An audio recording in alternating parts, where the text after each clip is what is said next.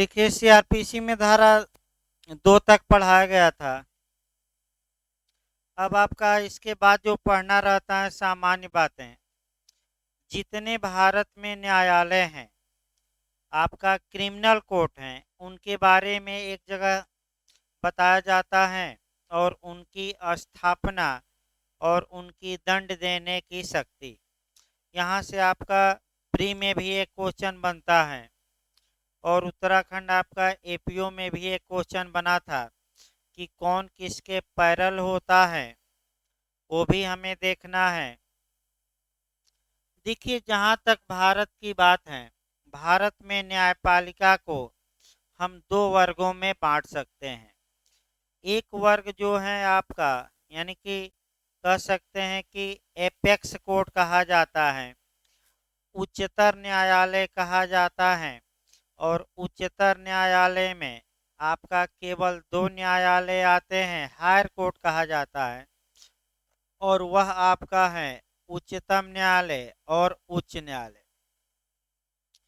उच्चतम न्यायालय यानी कि सुप्रीम कोर्ट और हाई कोर्ट की जो स्थापना होती है या उसमें जजों की नियुक्ति होती है या जो पावर होता है, वह सीआरपीसी से गवर्न ज़्यादा नहीं होता, बल्कि वह पावर हमारे कॉन्स्टिट्यूशन से गवर्न होता है।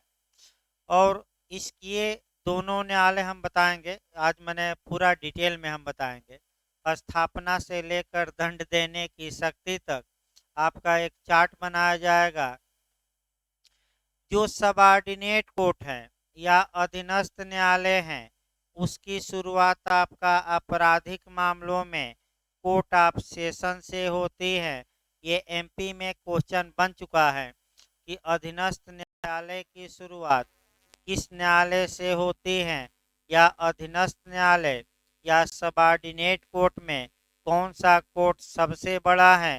तो आपका जवाब रहेगा कोर्ट ऑफ सेशन, या हिंदी में सत्र न्यायालय। सत्र न्यायालय और इसके नीचे के जो न्यायालय होंगे उन्हें सबऑर्डिनेट जुडिशरी कहेंगे, जो जिलों में होते हैं। आपका ये क्वेश्चन कई बार बनता है, तो एक एक करके हम शुरू करते हैं। पहले हायर जुडिशरी से उठाते हैं और तब हम लोअर तक आएंगे, और कौन किसके समकक्ष हैं ये भी आपका बताया जाएगा मजिस्ट्रेटों में। लेकिन सर लिख लीजिए भाई, लिखते रहे प्री के लिए। देखिए, भारत में न्यायपालिका को मैंने चार चार लाइन समझाना भी है, लिखवाना भी है, क्योंकि बाद में लिखवाते समय कई बातें मिस हो जा रही हैं। मैं देख रहा हूँ मेन कुछ बातें छूट जा रही हैं, तो उससे अच्छा है कि आप पढ़ाते समय ही लिखते रहिए प्री वाला। देखिए, भारत में न्यायपालिका को दो वर्गों में बांटा गया है। ये भी क्वेश्चन आ चुका है, कौन हायर कोर्ट है। देखिए, भारत में न्यायपालिका को दो वर्गों में बांटा गया है।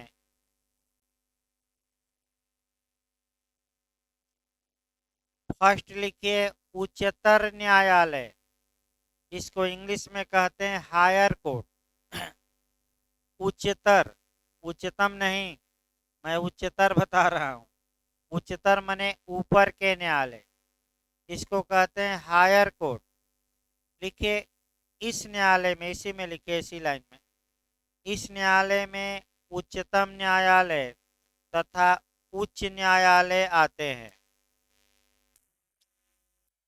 इस न्यायालय में उच्चतम न्यायालय तथा उच्च न्यायालय आते हैं।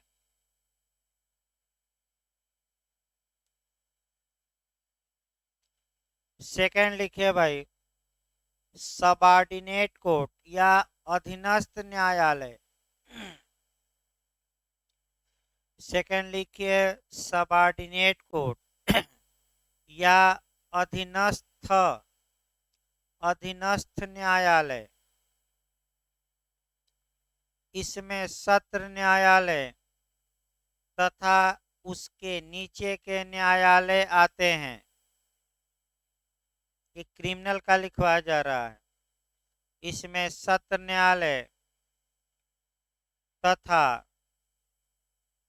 इसके नीचे के न्यायालय आते हैं।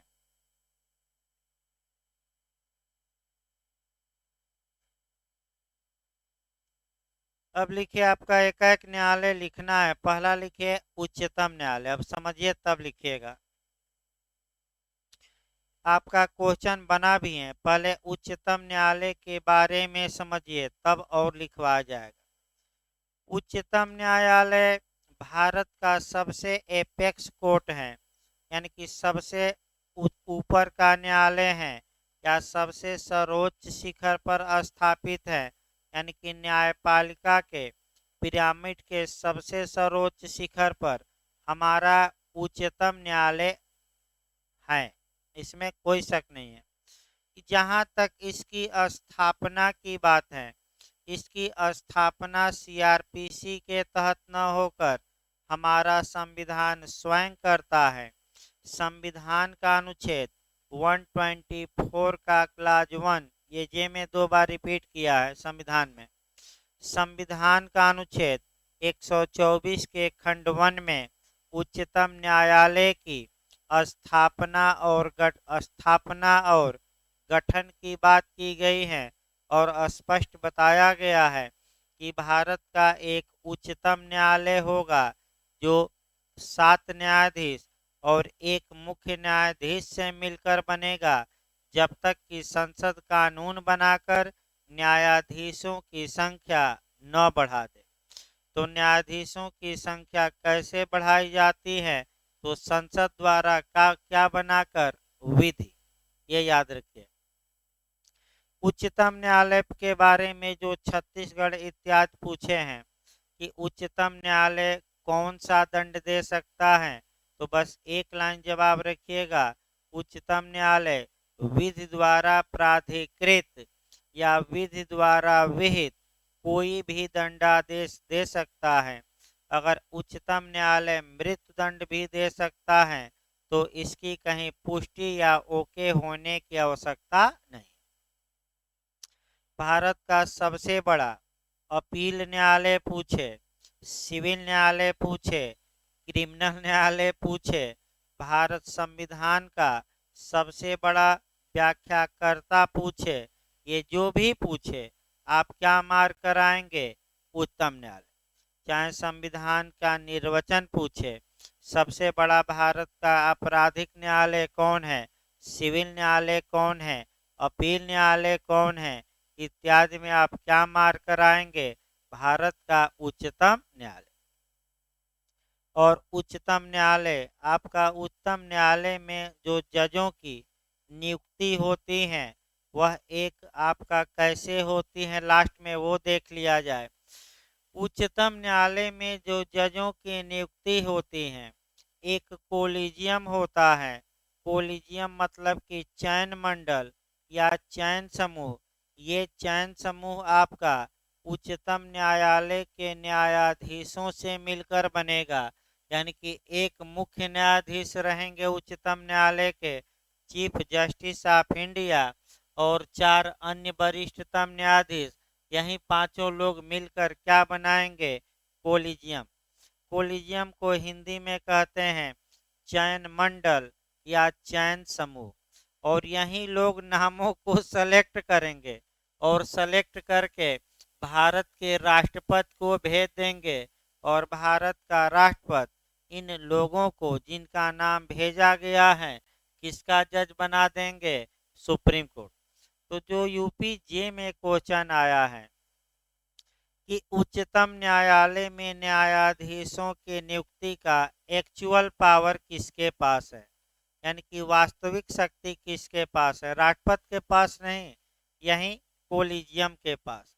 तो आपका कोलिजियम के ही पास है।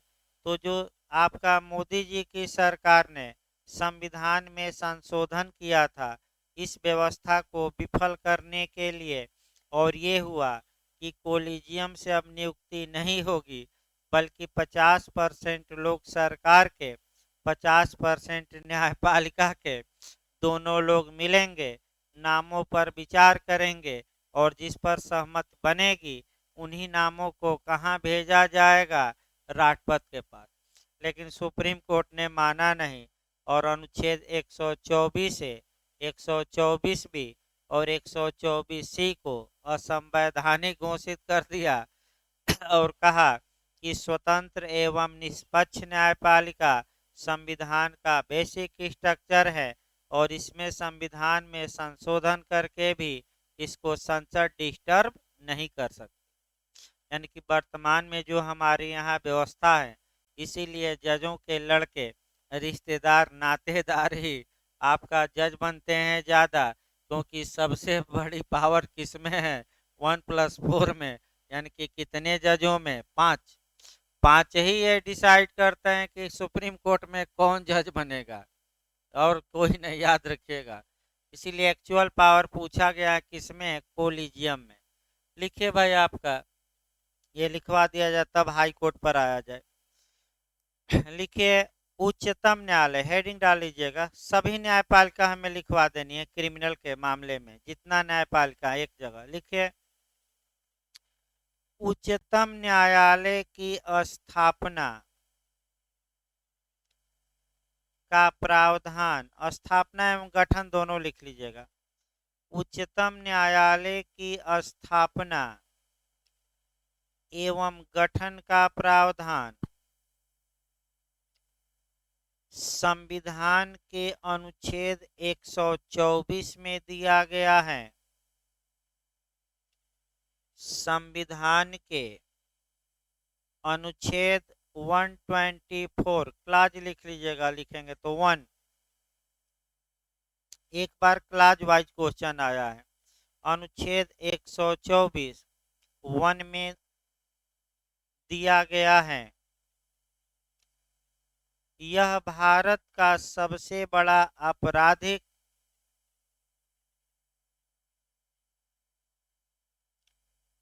ये क्वेश्चन आ चुका है, सबसे बड़ा क्रिमिनल कोर्ट। यह भारत का सबसे बड़ा आपराधिक, सिविल तथा अपीलीय न्यायालय है। तीनों मैं लिखवा दे रहा हूँ।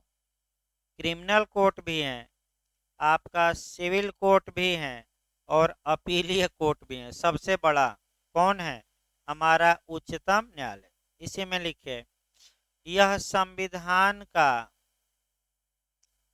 सबसे बड़ा व्याख्याकर्ता भी है। व्याख्याकर्ता मतलब निर्वचनकर्ता, ना है तो कोष्ट में लिखे, लीगल भाषा में इंटरप्रिटेशन आता है। यह संविधान का सबसे बड़ा व्याख्याकर्ता भी है, माने इंटरप्रिटेशन, संविधान के शब्दों की व्याख्या करना, व्याख्याकर्ता भी हैं। यह विधि द्वारा विहित कोई भी दंडादेश दे सकता है। अब पूछ ले कि उच्चतम न्यायालय कितनी सजा दे सकता है, तो विधि द्वारा विहित कोई भी दंडादेश, यही लाइन याद रखिएगा। यह विधि द्वारा विहित कोई भी दंडादेश दे सकता है यदि मृत्युदंड देता है, यदि मृत्युदंड देता है तो इसकी पुष्टि किसी अन्य प्राधिकारी द्वारा, तो इसकी पुष्टि किसी अन्य प्राधिकारी द्वारा होनी आवश्यक नहीं है, होनी आवश्यक नहीं है।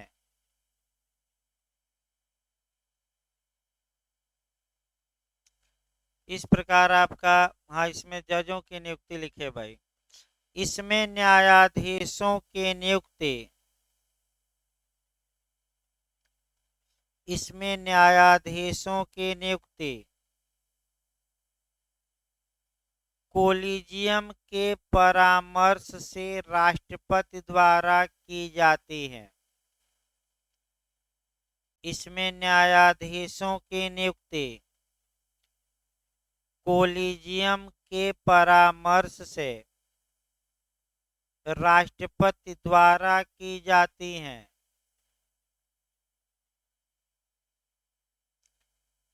एक दो बार आपका क्वेश्चन आ चुका है, दो तीन क्वेश्चन इसमें से आपको मिल सकता है। दूसरा न्यायालय लिखिए भाई, उच्च न्यायालय। हेडिंग डालिए आपका, हेडिंग डाल लीजिए, उच्च न्यायालय।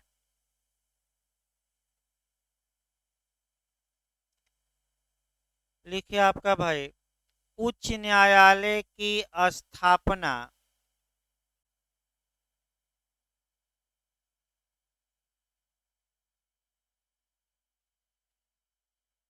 उच्च न्यायालय की स्थापना एवं गठन का प्रावधान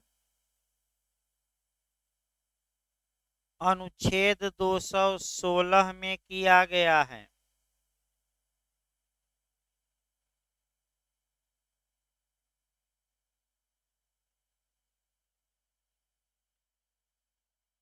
देखिए हल्का सा उसमें वाक्य बोलिए तो सुधारना पड़ेगा, हल्का सा एक ही में लिखवा। स्थापना काट दीजिए इस वाक्य में। फिर एक बार देखिए भाई, उच्च न्यायालय के गठन, स्थापना काटिए, स्थापना दूसरा अनुच्छेद है। उच्च न्यायालय, फिर सुधारिए इस वाक्य को, जो मैं बोल रहा हूँ देखिए, स्थापना केवल शब्द काटना है और भी काटना है। उच्च न्यायालय के गठन का प्रावधान अनुच्छेद 216 में किया गया है, जबकि इसकी स्थापना अनुच्छेद 214 के तहत होती है, 214, जबकि इसकी स्थापना अनुच्छेद 214 214 के तहत होती है। देखिए उच्चतम न्यायालय में एक ही अनुच्छेद था, 124 का 124, लेकिन यहाँ आपका स्थापना यानी कि प्रत्येक राज्य के लिए एक उच्च न्यायालय होगा, यह स्थापना है। और कितने जज होंगे, ये गठन है। तो स्थापना 214 और गठन आपका 216। पैराग्राफ चेंज करके लिखिए, उच्च न्यायालय राज्य का, देश का ना लिख दीजिएगा, उच्च न्यायालय राज्य का सबसे बड़ा, भाई हम राज्य लिखवा रहे हैं, देश नहीं, राज्य का सबसे बड़ा आपराधिक सिविल एवं अपीलीय न्यायालय होता है। आपराधिक सिविल एवं अपीलीय न्यायालय होता है।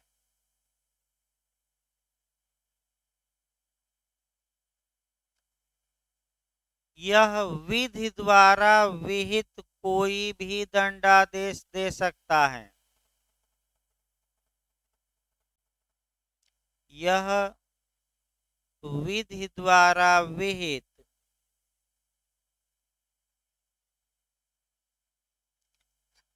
कोई भी दंडादेश दे सकता है, कोई भी सजा दे सकता है, तथा इसकी पुष्टि उच्चतम न्यायालय द्वारा होनी आवश्यक नहीं है, तथा इसकी पुष्टि उच्चतम न्यायालय द्वारा होनी आवश्यक नहीं है।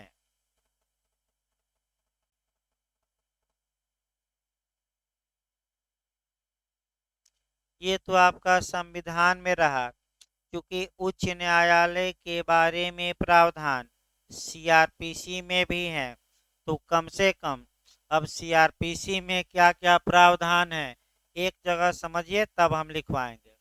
सबसे पहले आपका धारा 26 देखनी पड़ेगी, फिर धारा 28 हम देखेंगे, यूपीजे में 474 पूछी गई थी, और फिर आपका 225 से लेकर 237 देखेंगे।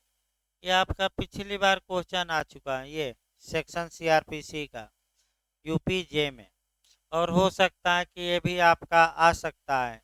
इन चारों को देखिए, सीआरपीसी में 4 जगह से पढ़ेंगे हाई कोर्ट के बारे में। उच्च न्यायालय किसी भी अपराध का विचारण कर सकता है, चाहे उसका कहीं नाम हो या न हो। तो उच्च न्यायालय ट्रायल कोर्ट है, ये किस धारा में बताया गया है? तो सीआरपीसी की धारा 26।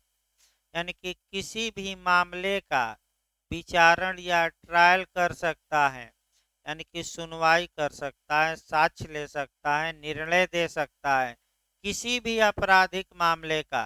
कहीं नाम व अनुसूची में होना आवश्यक नहीं है, याद रखिएगा। चाहे आईपीसी के तहत अपराध हो, विशेष विधि के तहत अपराध हो, स्थानीय विधि के तहत अपराध हो, सभी मामलों में ये नियम लागू होगा, क्योंकि राज्य का क्या है? सबसे बड़ा न्यायालय है राज्य का। दूसरा आपका सेक्शन 28 देखिए, उच्च न्यायालय कितनी सजा दे सकता है? ये आपका सीआरपीसी की धारा 28 में दिया गया है। और विधि द्वारा विहित कोई भी दंडादेश दे सकता है। अगर ये फांसी की सजा देता है तो सुप्रीम कोर्ट द्वारा पुष्टि या ओके या समर्थन होना आवश्यक नहीं है। यानी कि अगर हाई कोर्ट ने मृत्यु दंड दे दिया, 3 माह अपील का समय है, अभियुक्त सुप्रीम कोर्ट में अपील नहीं किया, तो 3 माह बाद उसे फांसी पर लटकाया जा सकता है। अब ये न कहेगा कि सुप्रीम कोर्ट ओके करे तभी लटकाया जाएगा, ये नहीं। तीसरा, ये जब हाई कोर्ट विचारण करता है, तो ये पिछली बार जे में आया भी था कि हाई कोर्ट जब विचारण करता है तो कौन सी प्रक्रिया अपनाएगा, ये किस धारा में दिया गया है? तो सीआरपीसी की किस धारा में? 474। कौन सी प्रक्रिया अपनाता है हाई कोर्ट? जो जिले का कोर्ट ऑफ सेशन या सत्र न्यायालय अपनाता है। तो अगला क्वेश्चन आया कि सत्र न्यायालय द्वारा विचारण की प्रक्रिया किस धारा से किस धारा तक दी गई है? तो आपका जवाब रहेगा धारा 225 से लेकर कहाँ तक? यानी कि अमूमन हाई कोर्ट विचारण नहीं करता, लेकिन कर सकता है। अगर करता है तो कौन सा प्रोसीजर अपनाएगा? तो वही प्रोसीजर अपनाएगा जो कौन सा न्यायालय अपनाता है? Court of session. सत्र न्यायालय के विचारण की प्रक्रिया कहां से कहां तक दी गई है? 225 से लेकर कहां तक? इसको लिखिए पैराग्राफ चेंज करके भाई। सीआरपीसी की धारा 26 के तहत सीआरपीसी की धारा 26 के तहत उच्च न्यायालय सभी अपराधों का विचारण कर सकता है। मैं सभी लिखवा रहा हूं, कोई छोड़ना नहीं है राज्य का अपराध। सभी अपराधों का विचारण कर सकता है।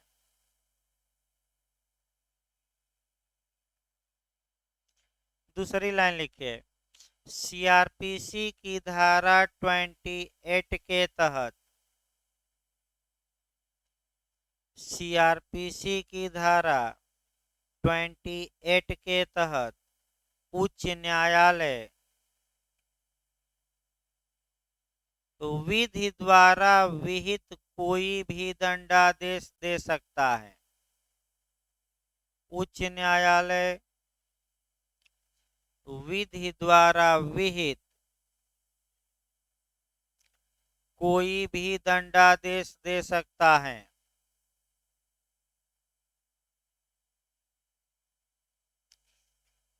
यदि नहीं, ऊपर लिखवा गया ना मृत्युदंड देता है, तो रिपीट ना किया जाए। ऊपर मैं लिखवाया हूं कि फांसी की सजा देता है तो सुप्रीम कोर्ट द्वारा पुष्टि होना आवश्यक, ये लिखवाया ना जाए दोबारा। अगला लिखिए भाई, सीआरपीसी की धारा 474 के तहत 474 सीआरपीसी की धारा 474 के तहत उच्च न्यायालय द्वारा विचारण का प्रावधान किया गया है। उच्च न्यायालय द्वारा विचारण का प्रावधान किया गया है। लिखिए इसी में, उच्च न्यायालय विचारण में वह प्रक्रिया अपनाता है। उच्च न्यायालय विचारण में वह प्रक्रिया अपनाता है जो सत्र न्यायालय अपनाता है। जो सत्र न्यायालय अपनाता है। इसी लाइन में लिखिएगा, सत्र न्यायालय के समक्ष विचारण की प्रक्रिया। इसी लाइन में लिखिएगा अभी, सत्र न्यायालय के समक्ष विचारण की प्रक्रिया सीआरपीसी के अध्याय 18 में, अध्याय भी पूछा गया वो भी ऐड करा देता हूँ। सीआरपीसी के अध्याय 18 में धारा 225 से लेकर 237 तक में दी गई है। धारा 225 से लेकर 237 तक में दी गई है। यानी यही प्रक्रिया आपका कौन अपनाएगा? तो आपका हाई कोर्ट। हेडिंग डाल लीजिए भाई, सबऑर्डिनेट कोर्ट, हेडिंग आगे डालिए, या अधीनस्थ न्यायपालिका।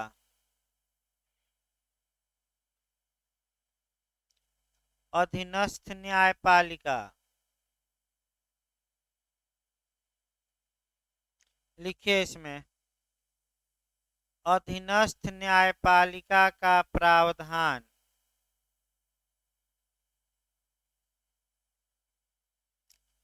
अधीनस्थ न्यायपालिका का प्रावधान भारतीय संविधान के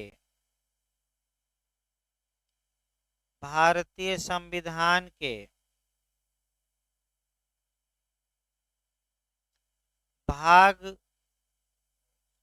भाग पूछा गया था,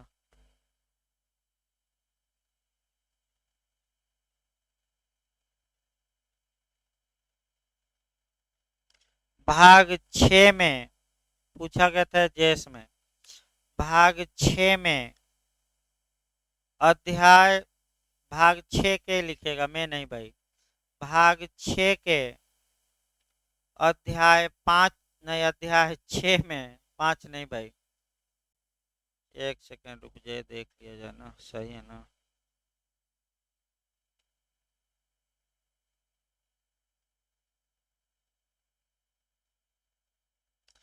हाँ, भाग 6 के अध्याय 6 में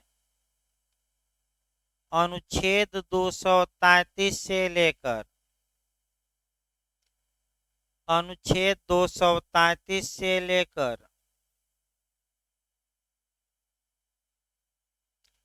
237 तक दिया गया है। 233 से लेकर आपका 237, 233 से लेकर याद रखिएगा कहाँ तक, 237। ये पूछा गया था आपका बिहार में भी। इधर से एक क्वेश्चन आपका वर्तमान में प्री में पूछा जा रहा है, तो पहले इनको 2-3 अनुच्छेद लिखवा जाए, तब आपका सीआरपीसी में अधीनस्थ न्यायपालिका आई जाएगी। लिखिए भाई आपका, लिखिए अनुच्छेद 233, एक लाइन लिखना है, ज्यादा नहीं है। जिला न्यायाधीशों की नियुक्ति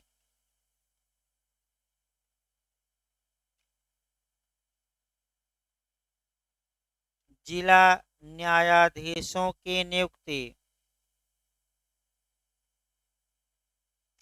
आप लिख करके लिखिए, सत्र न्यायाधीश की नियुक्ति। आप लिख करके यहाँ लिख लीजिएगा। तो जिला न्यायाधीशों की नियुक्ति, इसी में आप लिख करके लिखना, इसी को आपका क्रिमिनल में हम कह सकते हैं कोर्ट ऑफ सेशन। सत्र न्यायाधीशों की नियुक्ति। तो अगर कोई पूछे कि सत्र न्यायाधीशों की नियुक्ति का प्रावधान किस अनुच्छेद में, तो आपका 233। अब हाई कोर्ट करता है वो अलग बात है, आगे बताया जाएगा अभी सीआरपीसी में। अगला लिखिए अनुच्छेद 234। अनुच्छेद 234 जिला न्यायाधीशों से भिन्न व्यक्तियों की भर्ती। जिला न्यायाधीशों से भिन्न व्यक्तियों की भर्ती।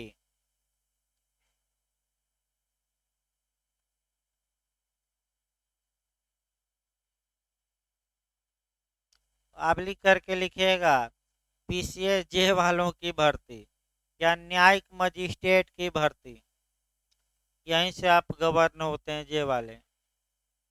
234 पीसीएस जे, आप लिख करके लिखिएगा न्यायिक मजिस्ट्रेट की भर्ती। कम से कम पीसीएस जे की परीक्षा देने जा रहे हैं, आर्टिकल तो याद रखिए कौन सा है, 234। सत्र न्यायालय का 233। अगला लिखिए अनुच्छेद 235। एक एक लाइन लिखवा दिया जाए तब सत्र न्यायालय पे आ जाए। अनुच्छेद 235 अधीनस्थ न्यायालयों पर उच्च न्यायालय द्वारा नियंत्रण। अधीनस्थ न्यायालयों पर उच्च न्यायालय द्वारा नियंत्रण, यानी कि ये जो सत्र न्यायालय होंगे और आपका मजिस्ट्रेट होंगे, इन पर कंट्रोल कौन करेगा, हाई कोर्ट। किस अनुच्छेद में, और बिहार एक अलग तरीके से पूछ लिया 236। लिखिए वो भी भाई, अनुच्छेद 236 लिखिए। निर्वचन यानी कि परिभाषा या व्याख्या कहिए, इंटरप्रिटेशन। निर्वचन लिखिए भाई आपका स्मॉल ए में लिखिए। स्मॉल ए में जिला न्यायाधीश को निर्वाचित किया गया है। बिहार खंड वाइज पूछा था। स्मॉल ए में जिला न्यायाधीश को निर्वाचित किया गया है, ऐसे लिखिएगा स्मॉल ए डाल के, या क हिंदी में देगा तो क देगा। अनुच्छेद 236 का क हिंदी में देगा तो क, इंग्लिश में अभी बिहार में पूछा गया था, कई लोग गलत करके आए थे। बी में लिखिए, बी में न्यायिक सेवा शब्द को निर्वाचित किया गया है।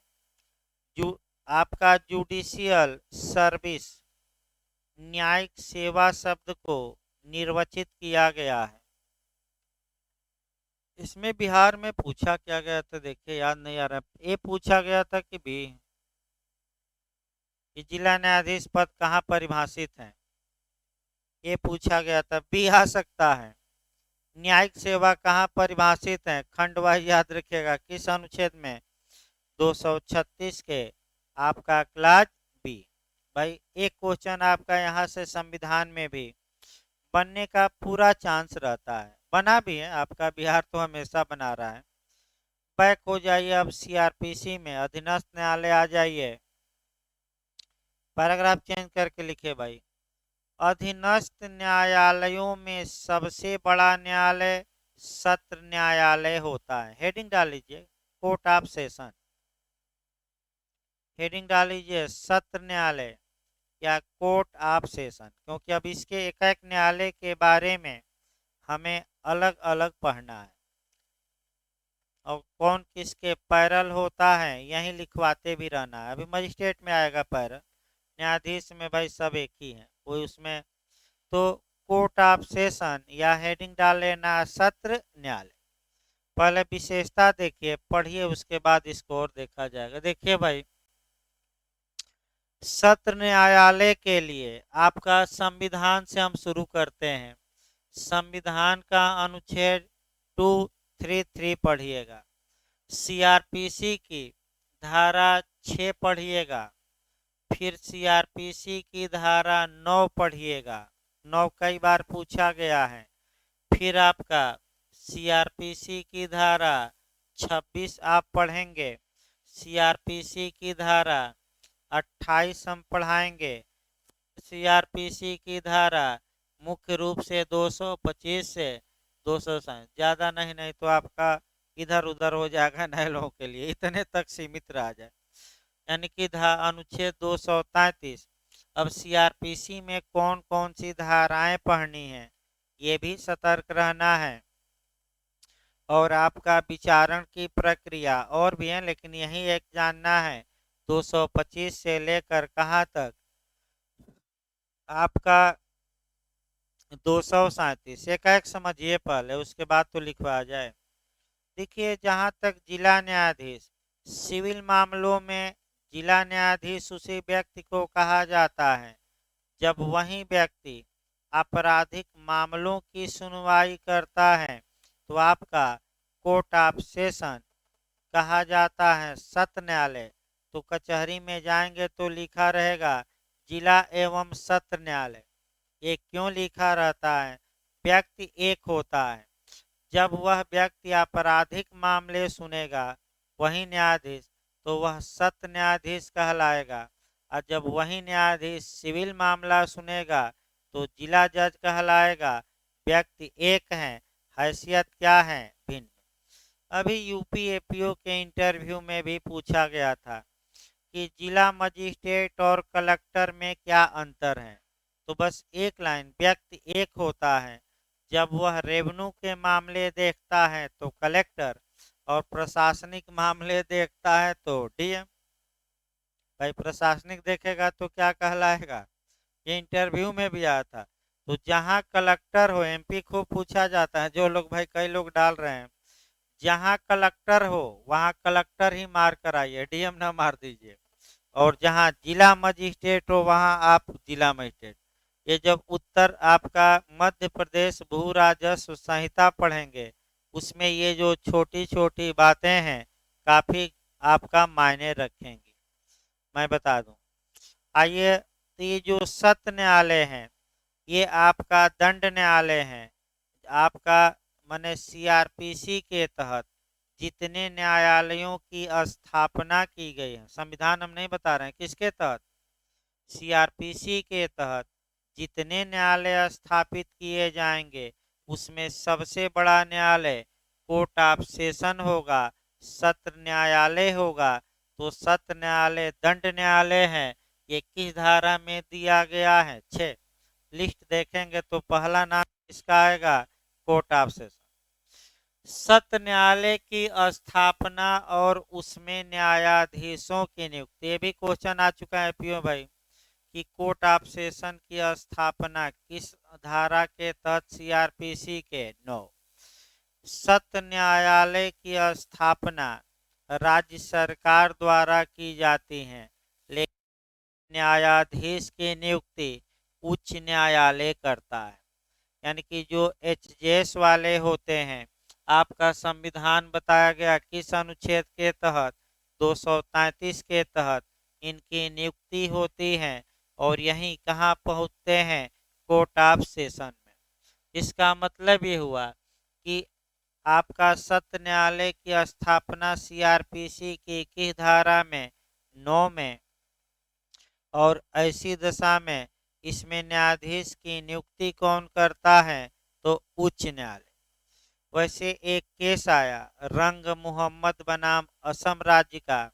ये विवाद उत्पन्न हुआ कि सत्र न्यायाधीश की नियुक्ति कौन करता है। उच्चतम न्यायालय ने ये कहा कि ये सही बात है कि प्रारंभिक नियुक्ति तो गवर्नर या राज्यपाल करते हैं, लेकिन उसके बाद पूरा कंट्रोल उच्च न्यायालय का होता है। ये सही बात है, क्योंकि लिस्ट भेजी जाएगी, जब तक राज्यपाल क्या न कर दें उस पर साइन, तब तक कहाँ कोई नियुक्त होगा। चाहे हाई कोर्ट हो, सुप्रीम कोर्ट हो या आपका सत्र न्यायाधीश हो, साइन करेंगे, अधिसूचना जारी होगी तभी तो प्रारंभिक ये सुप्रीम कोर्ट का। लेकिन जो सीआरपीसी हमारी है स्पष्ट बताती हैं कि इनकी नियुक्ति कौन करेगा? उच्च न्यायालय। कौन सी धारा? 9। अब धारा 26 आ जाइए।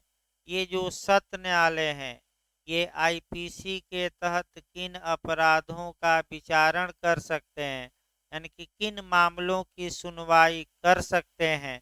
तो सभी मामलों की।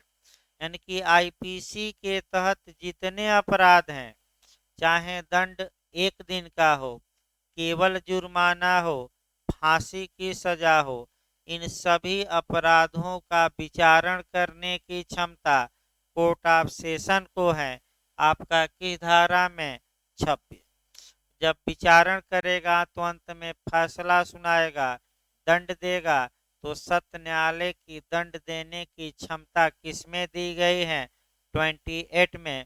तो सत्र न्यायालय कितना दंड दे सकता है?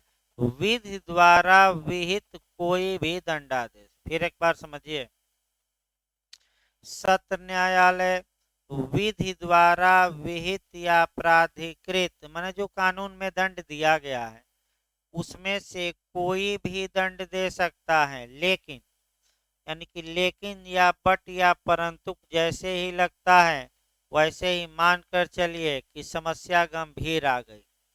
लेकिन पर देखिए बहुत समय हो गया कहानी बताए हुए, थोड़ा मैंने दिमाग, भाई प्रेशर में भी आदमी है, वैकेंसी अब जल्दी ही आने वाली है, इसलिए किस्सा कहानी कुछ क्या हो गए हैं कम। लेकिन एक बार नए लोगों को लेकिन पर उदाहरण दिया जाए, जीवन में भी लेकिन लग जाता है तो बहुत खतरनाक होता है। यानी कि बरबीसा बीसा बीसा, यानी कि बबुआ 60 वर्ष का हो गया, लेकिन अब लेकिन आप समझ सकते हैं अभी तक क्या नहीं हुआ? 7 फेरे नहीं हुए यानी कि विवाह नहीं हुआ, तो अब लेकिन लग जाता है। उसी प्रकार देखिए, 1 मिनट उदाहरण तब आपका बताते हैं। भाई देख रहा हूँ पीछे वाले मायूस हो गए हैं, तो मायूस ना होइए भाई, अभी बिहार फतह करना है, अभी यूपी भी है। देखिए आपका एक विवाह कटवा बाबा थे, गांव में होते हैं। उदाहरण थोड़ा पुराने से चेंज बताया गया था, फिर एक बार एक लाइन समझिए, नए साल में नया उदाहरण थोड़ा। तो विवाह, यानी कि वे आपका उनका विवाह किसी कारण से नहीं हो पाया। अब क्या कारण था वो हम थोड़े बता पाएंगे। नहीं हो पाया तो उन्होंने प्रण लिया कि हम तो डूबेंगे, पूरे गांव के नौजवानों को भी ले डूबेंगे।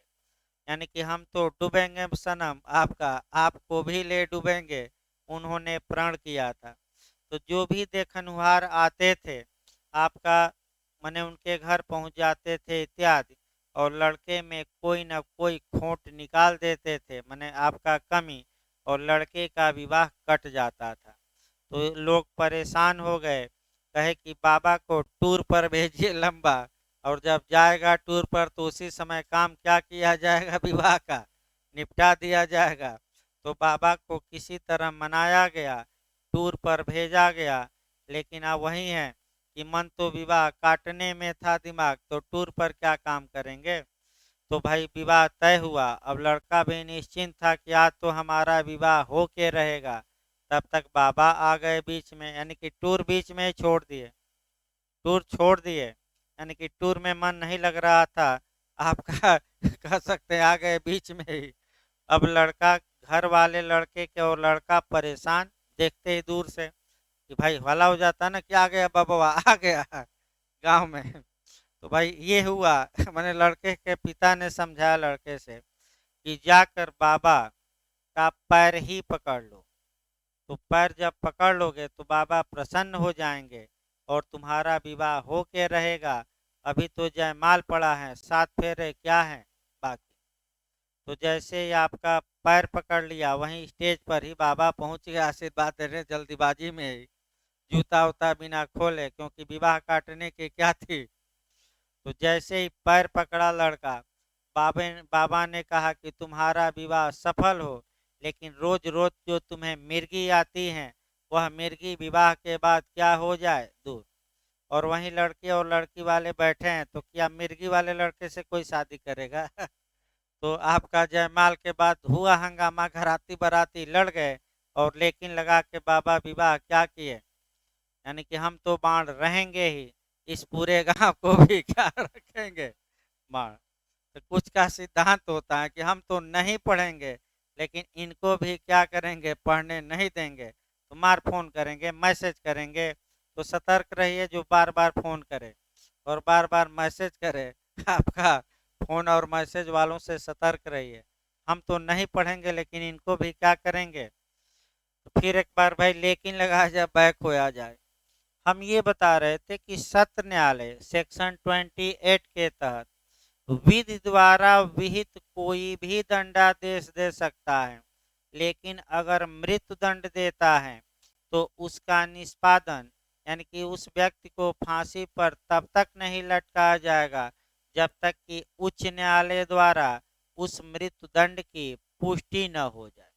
तो पुष्टि के लिए भेजवा भी दिया जाए। भाई आपका धारा 28 यही तो कहती है कि क्या न हो जाए, पुष्टि। यानी कि जब तक हाई कोर्ट ओके न कर दे कि सत्य न्यायालय द्वारा दिया गया मृत्यु दंड सही है, तब तक व्यक्ति को फांसी पर लटकाया। तो सत्य न्यायालय पुष्टि के लिए भेजेगा 366 धारा में। अतिरिक्त साक्ष्य हाई कोर्ट ले सकता है 367। खंडन या मंडन या पुष्टि या उलट दिए दंड को 368। और कम से कम 2 जजों द्वारा पुष्टि 369। मतभेद हो गया तो रेफरी का सिद्धांत 370। चाहे पुष्टि हो या खंडन, हाई कोर्ट सत्र न्यायालय को दस्तावेज लौटा देगा। आपका किस धारा में, तो आपका 336 धारा ऐसे याद रखनी है। तो पुष्टि के लिए भेजा किस धारा में जाता है, 366। पुष्टि की किस में जाती है, 368। और कितने जजों द्वारा, कम से कम 2। और दोनों में मतभेद हो गया तो आपका 301 मतभेद करा दिया जाए। भाई आपका देखिए सबसे लीडिंग केस उसी में मतभेद करा जाए, आर बनाम गोविंदा। तो मैंने पढ़ते भी हैं हमेशा, आईपीसी पढ़ते समय ये तो केस हर एक आदमी लगभग याद रखता है। आर बनाम गोविंदा के केस में आपका 2 जजों में मतभेद उत्पन्न हो गया। एक कैंपवेल थे और दूसरा हरिदास।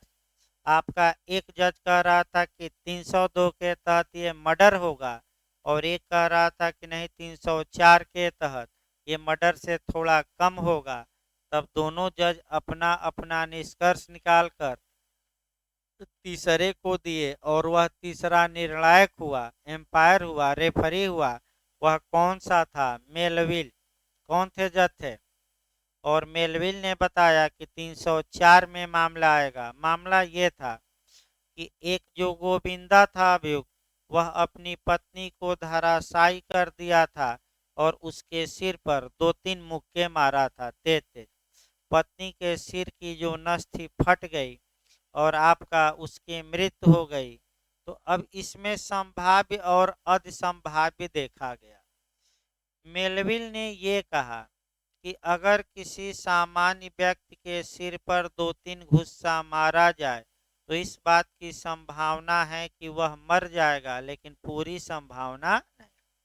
अतः 304 आईपीसी में मामला जाएगा, और पूरी संभावना हो तो 302 यानी कि मर्डर। तो आईपीसी में डिटेल में चलेगा, वो तो हम रेफरी का सिद्धांत बता दिए। तो रेफरी का सिद्धांत की धारा में 300। अब आगे आइए, अगर सत्र न्यायालय विचारण करता है तो सत्र न्यायालय द्वारा विचारण की जो नियमित प्रक्रिया है, रेगुलर प्रक्रिया है, वह सीआरपीसी की अध्याय 18 में धारा 225 से लेकर 237 तक में दी गई है। और ये नियमित प्रक्रिया है, रेगुलर प्रक्रिया है। और अभी मैं इसके ऊपर लिखवाया भी था कि जब हाई कोर्ट भी विचारण करेगा तो इसी प्रक्रिया को क्या करेगा, फॉलो। क्योंकि हाई कोर्ट के लिए कोई अलग प्रक्रिया सीआरपीसी में नहीं है। इसको लिखिए भाई, आपका लिखिए सीआरपीसी।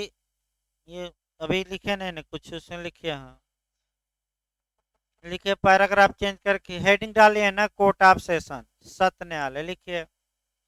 यह सीआरपी, यह अधीनस्थ न्यायालयों में, ये क्वेश्चन आ चुका है भाई एमपी में, अंडरलाइन कर लीजिएगा।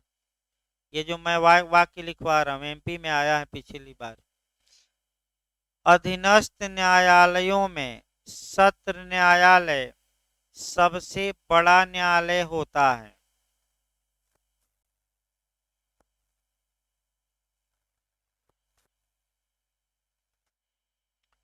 अधीनस्थ न्यायालयों में सत्र न्यायालय सबसे बड़ा न्यायालय होता है। अपर कोर्ट ना कह दीजिएगा, कौन सा कोर्ट चल रहा है? अधीनस्थ। लिखिए, सीआरपीसी की धारा 6 के तहत यह दंड न्यायालय है। भाई सबसे बड़ा दंड न्यायालय है सीआरपीसी के तहत। ये अभी उत्तराखंड में पिछली बार जे में आया था कि सब सीआरपीसी के तहत गठित सबसे बड़ा दंड न्यायालय कौन है? कोर्ट ऑफ सेशन किस धारा में है? 6। ठीक है, यह वाक्य बोलिए तो यह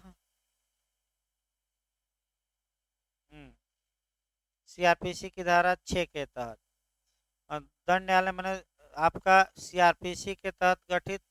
एक लाइन और इसी में लिखे तो भाई वाक्य सही किया जाए ना, इतना वाक्य पर्याप्त नहीं है। लिखिए, सीआरपीसी के तहत गठित, सीआरपीसी के तहत गठित यह सबसे बड़ा न्यायालय है। इस संविधान के तहत नहीं, फिर हम बता रहे हैं किसके तहत? सीआरपीसी। पैराग्राफ चेंज करके लिखिए, सीआरपीसी की धारा 9 के तहत इसकी स्थापना राज्य सरकार द्वारा की जाती है। 9 भी याद रखिए, 2 बार रिपीट किया है सेक्शन 9 कि सत्र न्यायालय की स्थापना किस धारा के तहत, तो क्या मार्क कराएंगे? 9। सीआरपीसी की धारा 9 के तहत इसकी स्थापना राज्य सरकार द्वारा की जाती है, जबकि इसमें न्यायाधीशों की नियुक्ति, जबकि इसमें न्यायाधीशों की नियुक्ति उच्च न्यायालय द्वारा की जाती है।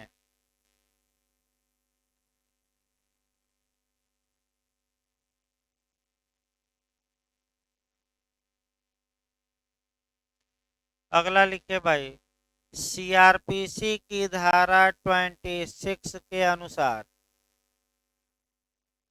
सीआरपीसी की धारा 26 के अनुसार 26 के अनुसार आईपीसी के तहत आने वाले सभी अपराधों का, विशेष स्थानीय न मार दीजिएगा, ठीक है, स्पष्ट हम लिखवा रहे हैं किसके तहत आने वाले? आईपीसी। स्पेशल ला, लोकल ला नहीं।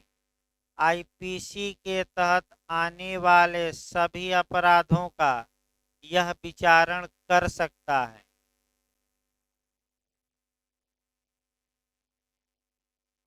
यह विचारण कर सकता है, भले ही इसका नाम प्रथम अनुसूची में न हो, उससे मतलब नहीं। भले ही इसका नाम प्रथम अनुसूची में न हो।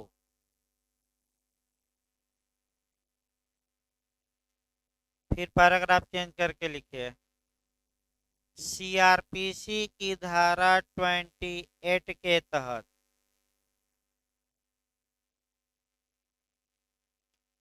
सीआरपीसी की धारा 28 के तहत यह विधि द्वारा विहित कोई भी दंडादेश दे सकता है।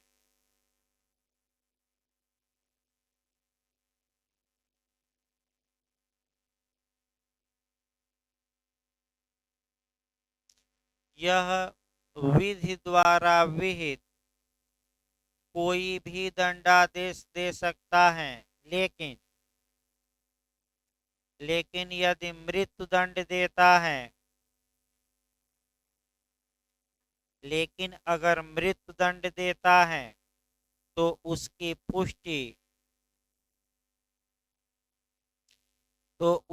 पुष्टि उच्च न्यायालय द्वारा होनी आवश्यक है। तो उसकी पुष्टि उच्च न्यायालय द्वारा होनी आवश्यक है। पैराग्राफ फिर चेंज करिए। सत्र न्यायालय द्वारा नियमित विचारण की प्रक्रिया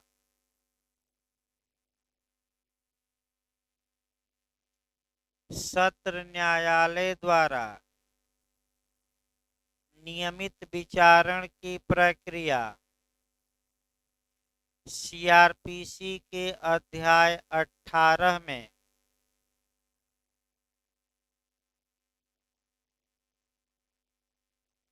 सीआरपीसी के अध्याय 18 में धारा 225 से लेकर धारा 225 से लेकर 237 तक में दिया गया है। 225 से लेकर 237 तक में दिया गया है। पैराग्राफ चेंज करके एक लाइन और लिखिए। सत्र न्यायालय प्रारंभिक अधिकारिता वाला भी न्यायालय है और अपील न्यायालय भी। सत्र न्यायालय प्रारंभिक अधिकारिता वाला न्यायालय, यानी कि इसको हम कहते हैं ओरिजिनल जुरिडिक्शन। प्रारंभिक अधिकारिता मतलब क्या? मूल अधिकारिता माने डायरेक्ट मामला कहाँ जा सकता है? सत्र न्यायालय। प्रारंभिक अधिकारिता वाला भी न्यायालय है तथा अपील न्यायालय भी है। अपील न्यायालय, तो जिले का सबसे बड़ा अपील न्यायालय कौन है? Court of session. कुछ मामलों में अपील होगी, वो आगे बताया जाएगा। इस प्रकार आपका कोर्ट ऑफ सेशन भी कल आपका, और जो अपर सत्र न्यायालय, इसके बाद सहायक आएंगे, ये न्यायाधीश कहलाएंगे, उसके बाद मजिस्ट्रेट। कल आपका बता के अब कम आएंगे, माने सत्र हाई कोर्ट, सुप्रीम कोर्ट और कोर्ट ऑफ सेशन थोड़ा ज्यादा प्रावधान था। अब जो